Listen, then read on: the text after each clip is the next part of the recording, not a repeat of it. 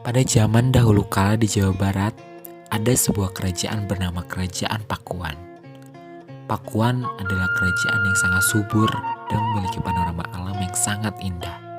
Rakyatnya pun hidup damai di bawah pimpinan raja yang bijaksana. Di dalam istana ada dua gadis remaja yang sama-sama jelita dan selalu kelihatan sangat rukun. Yang satu bernama Endawarni dan yang satu lagi bernama Anteh. Raja dan ratu sangat menyayangi keduanya. Meski sebenarnya kedua gadis itu memiliki status sosial yang berbeda. Putri Endawarni adalah calon pewaris kerajaan Pakuan, sedangkan Nyai Anteh adalah hanya anak seorang dayang kesayangan sang ratu. Karena ibu Nyai Anteh sudah meninggal saat melahirkan Anteh, maka sejak saat itu Nyai Anteh dibesarkan bersama Putri Endawarni yang kebetulan juga baru lahir. Kini setelah Nyai Anteh menginjak remaja, dia pun diangkat menjadi dayang pribadi Putri Endawarni. "Kau jangan memanggilku Gusti Putri kalau sedang berdua denganku," kata Putri. "Bagiku kau tetap adik tercintaku, tidak peduli statusmu yang hanya seorang dayang. Ingat, sejak bayi kita dibesarkan bersama, maka sampai kapanpun kita akan tetap bersaudara. Awas ya, kalau lupa lagi, kamu akan aku hukum." "Baik, Gus." Kakak," jawab Nyai Anteh. "Anteh, sebenarnya aku iri padamu," kata Putri. "Ah, iri kenapa, Kak? Saya tidak punya sesuatu yang bisa membuat orang lain iri," kata Anteh heran. "Apa kau tidak tahu bahwa kamu lebih cantik dariku? Jika kamu seorang putri, pasti sudah banyak pangeran yang meminangmu," ujar Putri sambil tersenyum. "Kakak bisa saja. Mana bisa wajah sejelek ini dibilang cantik. Yang cantik tuh Kak Endah. Kemarin saja waktu pangeran dari kerajaan seberang datang, dia sampai terpesona melihat kakak." "Iya kan, Kak?" jawab Anteh dengan semangat. "Ah, kamu bisa saja. Itu karena waktu itu kau memilihkan baju yang cocok untukku. Oh ya, kau buat di penjahit mana baju itu?" tanya Putri. Itu saya yang jahit sendiri, Kak," jawab Anteh. "Benarkah? Wah, aku tidak menyangka kau pandai menjahit. Kalau begitu, lain kali kau harus membuatkan baju untukku lagi ya." Mungkin baju pengantinku?" seru Putri. "Aduh, mana berani saya membuat baju untuk pernikahan kakak. Kalau jelek, saya pasti akan dimarahi rakyat," kata Anteh ketakutan. "Tidak akan gagal. Kemarin baju pesta saja bisa. Jadi baju pengantin pun pasti bisa," kata Putri tegas. Di suatu malam, Ratu memanggil Putri Endawarni dan Anteh ke kamarnya. "Endah, putriku, ada sesuatu yang ingin ibu bicarakan," kata Ratu. "Iya, ibu," jawab Putri.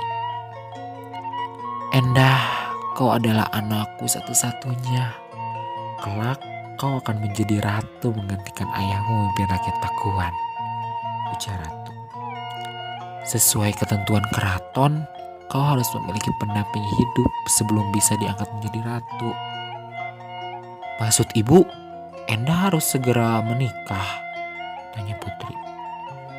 "Iya, Nak, dan ibu juga ayahmu sudah berunding dan sepakat bahwa calon pendamping yang cocok untukmu adalah Ananta Kusuma, anak adipati dari Kadipaten Wetan. Dia pemuda yang baik dan terlebih lagi dia gagah dan tampan. Kau pasti akan bahagia bersamanya," kata Ratu. "Dan kau, Anteh, tugasmu adalah menjaga dan menyediakan keperluan kakakmu supaya tidak terjadi apa-apa padanya." "Baik, Gusti Ratu," jawab Anteh.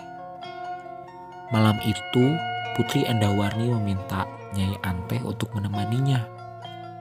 Aku takut sekali, Anteh, kata Putri dengan sedih. Bagaimana aku bisa menikah dengan orang yang sama sekali tidak aku kenal? Bagaimana kalau dia tidak mencintaiku? Kakak jangan berpikiran buruk dulu, hibur Anteh. Saya yakin Gusti Raja dan Ratu tidak akan sembarangan memilih jodoh buat kakak. Dan pemuda mana yang tidak akan jatuh hati melihat kecantikan kakak?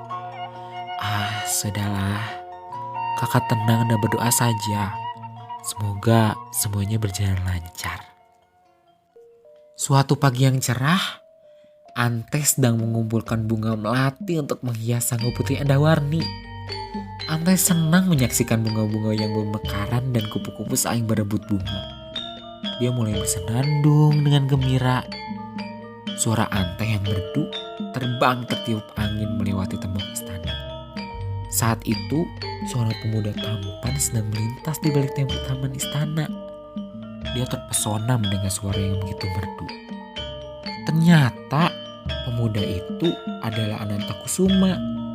Dia sangat sakti. Maka tembok istana yang begitu tinggi dengan mudah dilompatinya. Dia bersembunyi di balik gerumbulan bunga dan tampaklah olehnya seorang gadis yang sangat cantik. Anantakusuma merasakan dadanya bergetar. Alangkah cantiknya dia. Apakah dia Putri Endawarni calon istriku? Batinnya. Anantakusuma keluar dari persembunyiannya.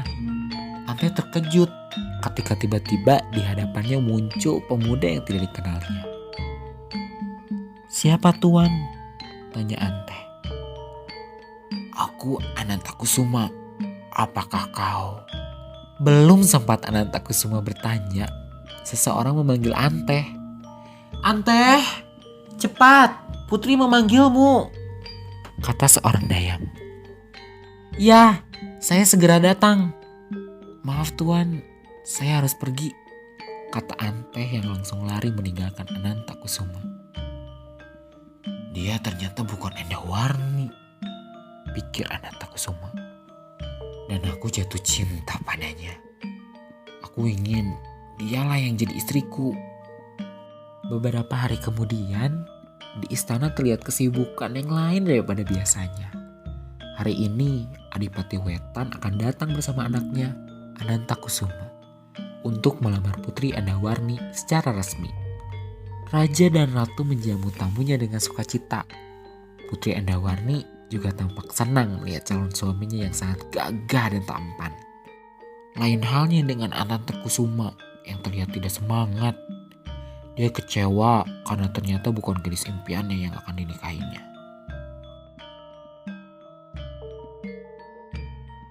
Tibalah saat perjamuan, Anteh dan beberapa dayang istana lainnya masuk ke ruangan dengan membawa nampan-nampan berisi makanan.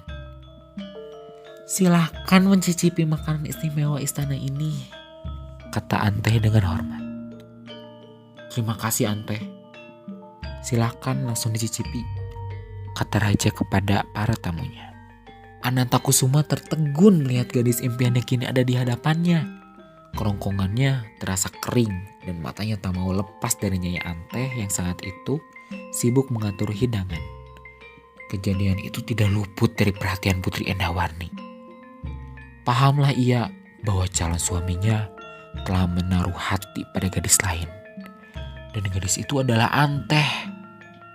Putri Endawarni merasa cemburu, kecewa, dan sakit hati. Timbul dendam di hatinya pada Anteh. Dia merasa Antehlah yang bersalah sehingga Anantakusuma tidak mencintainya. Setelah perjamuan selesai dan Putri kembali ke kamarnya, Anteh menemui sang putri. "Bagaimana kak? Kakak senang karena sudah melihat jalan suami kakak." "Wah, ternyata dia sangat tampan ya," kata Anteh. Hati Putri Endawarni terasa terbakar mendengar kata-kata Anteh. Dia teringat kembali bagaimana Anantakusuma memandang Anteh dengan penuh cinta. "Anteh, mulai saat ini kau tidak usah melayaniku. Aku juga tidak mau kau ada di dekatku. Aku tidak mau melihat wajahmu," kata Putri Endawarni. Apa kesalahanku, Kak? Kenapa kakak tiba-tiba marah begitu? Tanya Ante kaget. Pokoknya aku sebal melihat mukamu, bentak Putri. Aku tidak mau kau dekat-dekat denganku lagi. Tidak, aku tidak mau kau ada di istana ini. Kau harus pergi dari sini hari ini juga. Tapi kenapa, Kak? Setidaknya katakanlah apa kesalahanku, tangis Ante. Jangan banyak tanya. Kau sudah mengkhianatiku. Karena kau, Ananta Kusuma tidak mencintaiku. Dia mencintaimu. Aku tahu itu. Dan itu karena dia melihat kau yang lebih cantik dariku. Kau harus pergi dari sini, Ante. Biar Ananta Kusuma bisa melupakanmu, kata Putri. Baiklah, Kak. Aku akan pergi dari sini. Tapi Kak, sungguh saya tidak pernah sedikit pun ingin mengkhianati kakak. Tolong sampaikan permohonan maaf dan terima kasih saya pada Gusti Raja dan Ratu.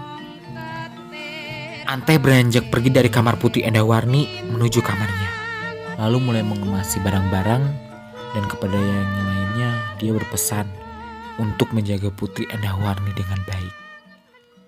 Nyai Ante berjalan keluar dari gerbang istana tanpa tahu apa yang harus dilakukan di luar sana. Tapi dia memutuskan untuk pergi ke kampung halaman ibunya. Ante belum pernah pergi ke sana, tapi waktu itu beberapa dayang senior pernah menceritakannya. Dengan hati sedih, Ante pergi meninggalkan istana tanpa menoleh sedikit pun juga. Istana Pakuan adalah rumahnya sejak ia lahir hingga dewasa. Dan sekarang, satu-satunya tempat yang bisa ia datangi adalah kampung halaman ibunya. Maka ia pun berjalan dengan langkah gontai menuju kampung halaman ibunya, Nyai Dadap.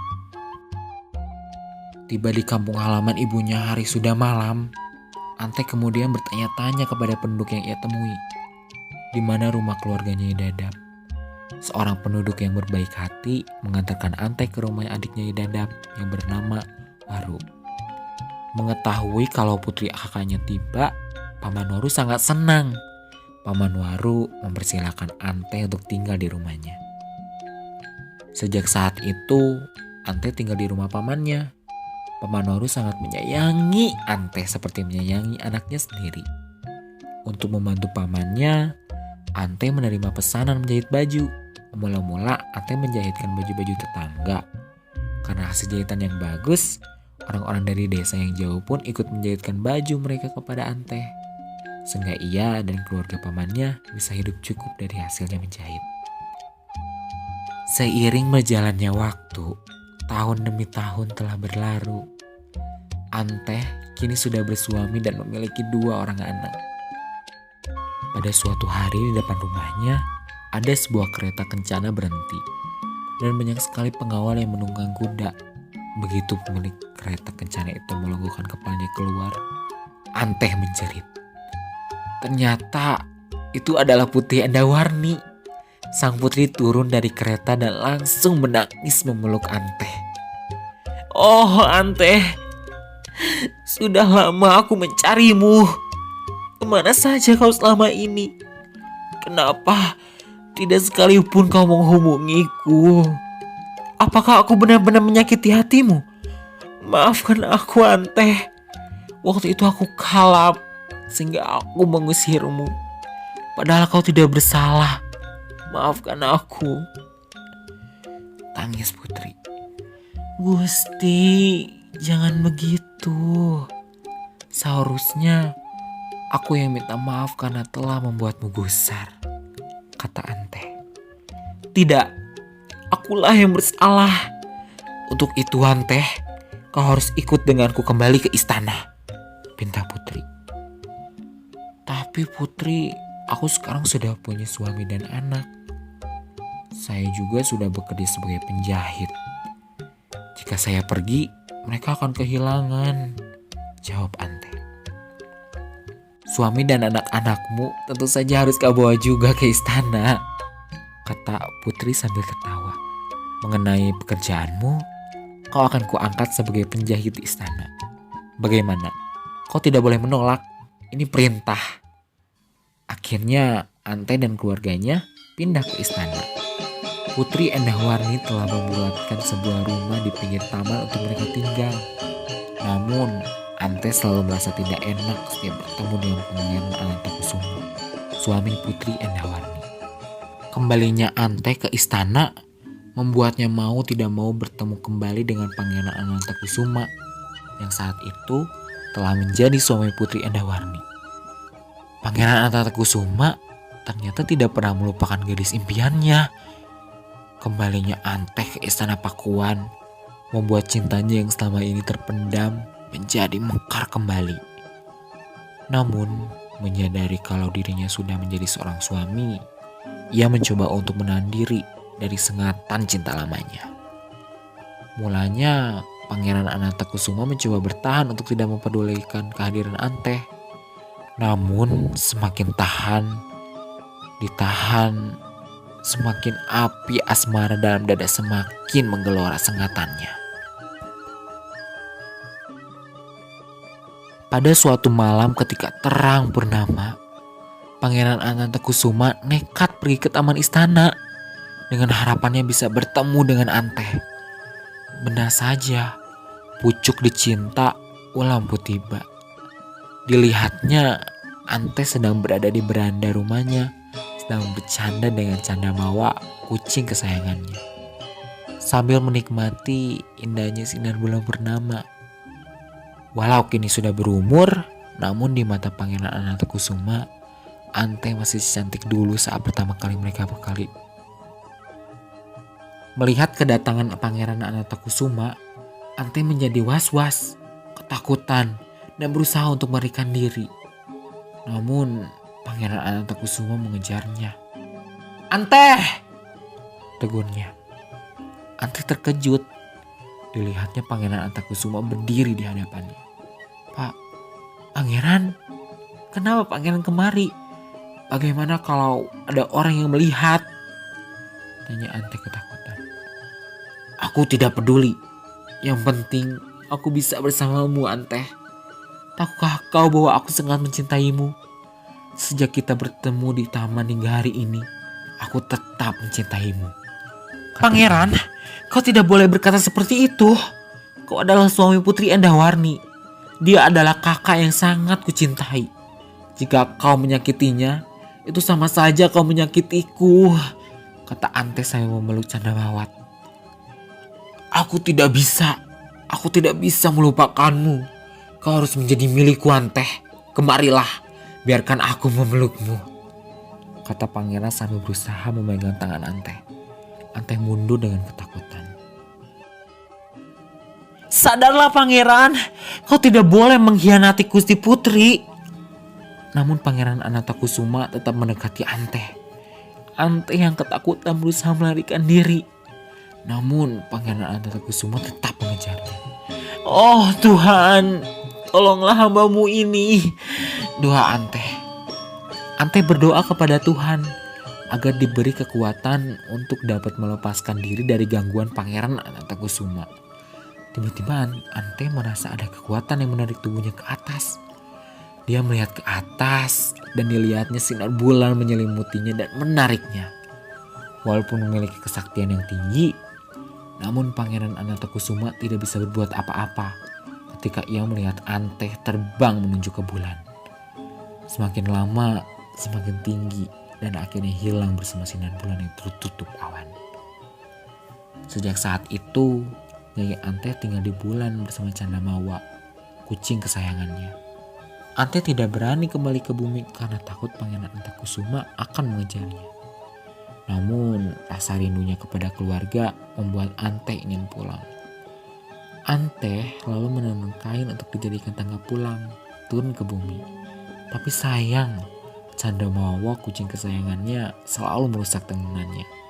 Akibatnya hingga kini Ante tinggal di bulan dan tidak pernah kembali lagi ke bumi. Sekian pertunjukan drama monolog Nyai Ante Sang Penunggu Bulan dari saya Muhammad Egi Raja Husen, kelas 10 RPL 1. Semoga rekan-rekan semua dan terutama Bu Desta dapat menikmati cerita yang tadi saya persembahkan dengan penuh penuh makna itu, atau disikapi dengan baik lah. Dan sekian dari saya. Mohon maaf apabila ada kesalahan atau mungkin pengucapan kata yang masih terdengar balelo atau gimana. Wassalamualaikum warahmatullahi wabarakatuh.